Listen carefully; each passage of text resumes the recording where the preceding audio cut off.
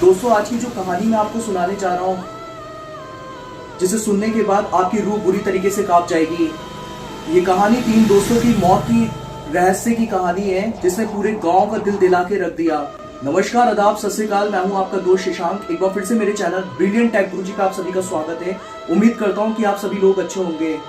दोस्तों, सोचिए उस वक्त का मंजर कैसा होगा जब अदृश्य शक्ति आप लोगों के सामने आ जाए, जिसके बारे में हम सोच के भी कल्पना नहीं कर सकते, जो हमारी सोच से भी परे हो।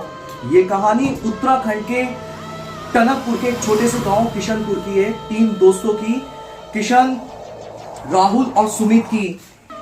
ये जो तीन दोस्त हैं, इनको पूरा ही गांव अपने बच्चों की तरह प्यार करता था, और वो इसलिए भी करता था क्योंकि ये जो तीन दोस्तों की मिसाल बल्कि इनके गांव में ही नहीं बल्कि आसपास के गांव में भी थी, क्योंकि ये हमेशा सबकी मदद करने वाले लड़के थे। अगर कोई नहर में अगर कोई डूब भी जाता था, या किसी का जानवर बीमार है, या कोई गांव में किसी की तबीयत खराब है, तो उसको शहर में ले जाके उसका इलाज कराना है, या नहर में से इन्होंने कई सारे लोगों को डूबते हुए बचाया है।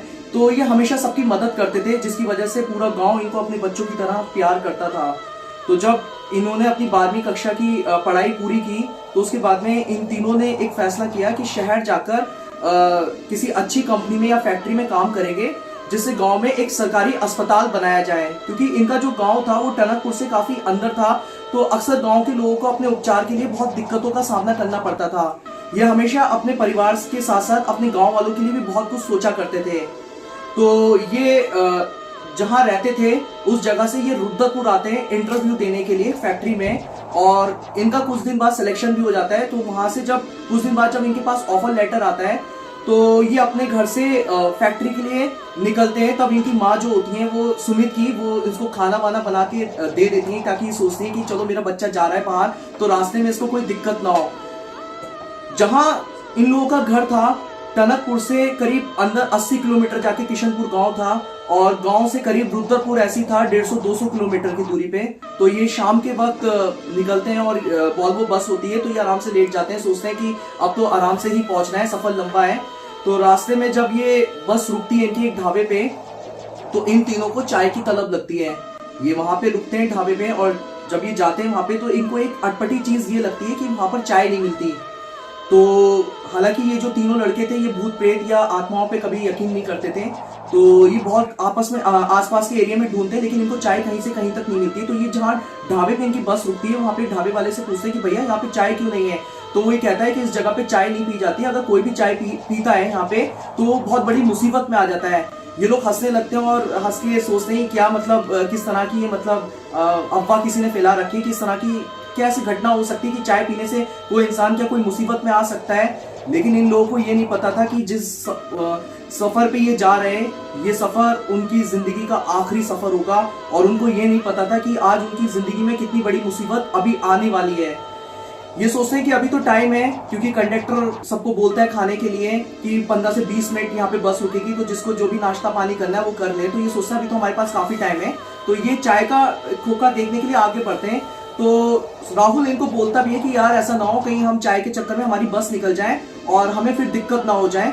तो वो कहते हैं नहीं, आसपास में कहीं ना कहीं चाय मिलेगी। तो जैसे ही ये आगे बढ़ रहे होते हैं, तो इनको कहीं खेतों में एक लालटेन जलती हुई दिखती है, और इनको दूर से एक बाबा जो होते हैं वो चाय बनाते हुए दिखते हैं। वो कहते हैं टपरी मिल गई चाय की, यहीं चाय पियेंगे। तो ये वहां पर पहुंचते हैं, और जाने के बाद बोलते हैं कि बाबा बहुत ठंड लग रही है, क्योंकि ये जाड़ों का वक्त था, कि हमें गरम गरम चाय बना दीजिए। बाबा इनको टपरी के अंदर जाने के लिए बोलते हैं। कमरे में कुटिया सी होती है, ये तीनों वहां जाके बैठ जाते हैं, और बैठ जाने के बाद में तुरंत बाबा इनको चाय लाकर दे देते हैं। ये हैरान हो जाते हैं कि बाबा ने इतनी जल्दी चाय कैसे बना दी।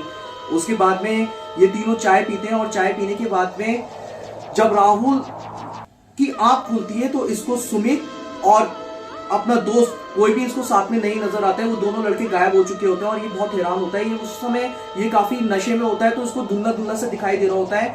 और तभी अचानक से क्या देखता है कि एक बहुत भयंकर शक्ल में एक चीज इसके सामने खड़ी है खंजर लेकर, और जिसे देखकर ये बुरी तरीके से शॉक्ड हो जाता है, घबरा जाता है, और ये बचने के लिए उस जगह से भागने की कोशिश करता है। लेकिन कमरा जो होता है कुटिया का, वो इतनी बुरी तरीके से टाइट होता है कि वो खुलता नहीं है।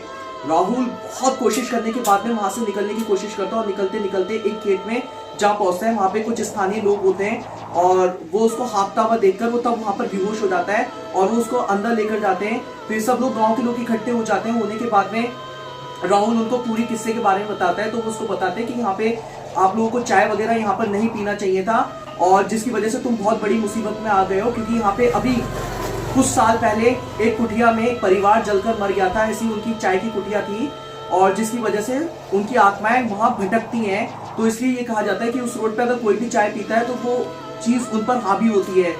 तो वो कहता है वो मेरे दोस्त भी नहीं नजर आ रहे हैं, लेकिन गांव वाले जब उस जगह पे जाके देखते तो उन्हें कोई कुटिया वगैरह नजर नहीं आती है। लेकिन राहुल पे ये चीज का इतना बुरा असर पड़ा था कि उसे जब वो कमरा देते हैं वहां पे रुकने के लिए, तो वो इतनी दहशत में होता है, वो वहां से भी निकल के भागने लगता है। और दोस्तों भागते भागते राहुल फिर से बेहोश होता है, और फिर जब उसको होश में लाने की कोशिश की जाती है तो राहुल की भी मौत हो जाती है। और उन दोनों दोस्तों का, जो साथ में 2 लड़के और थे, उनका आज तक नहीं पता कि वो कहाँ हैं, जिसकी वजह से पूरा गांव आज तक इस बात को लेके सदमे में है। तो प्लीज कमेंट बॉक्स में आके बताएं क्या सच में इस तरह की घटनाएं होती हैं या नहीं होती हैं, क्या सच में प्रेत आत्माएं होती हैं या नहीं होती हैं। अगर होती हैं तो हमें कमेंट बॉक्स में आके बताएं, और ज्यादा से ज्यादा हमारे चैनल को सब्सक्राइब कीजिए, लाइक कीजिए, शेयर कीजिए। धन्यवाद।